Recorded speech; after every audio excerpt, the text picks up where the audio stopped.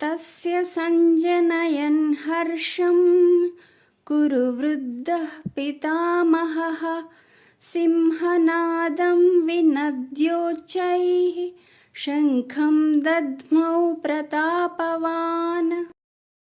భావము: కురువృద్ధుడును ప్రతాపశాలియును అయిన భీష్మ పితామహుడు దుర్యోధనుని సంతోషపరుచుటకై ఉచ్చస్వరముతో సింహనాదమునర్చి తన శంఖమును పూరించెను.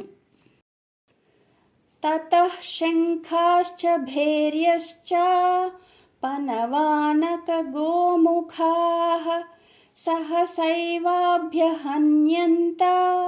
సశబ్దస్తుములోభవత్. భావము: మరుక్షణమునందే శంఖములు, నగారాలు, తప్పెటలు, మృదంగములు, గోముఖవాద్యములు మొదలగినవి ఒక్కసారిగా మ్రోగినవి.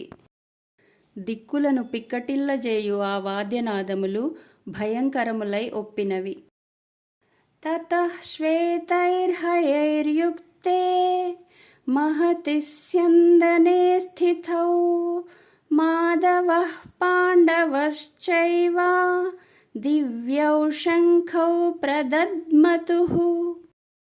భావము: తదనంతరము శ్వేతాశ్వములను పూంచిన మహారథముపై ఆసీనులయ్యున్న శ్రీకృష్ణార్జునులు తమ దివ్య శంఖములను పూరించిరి.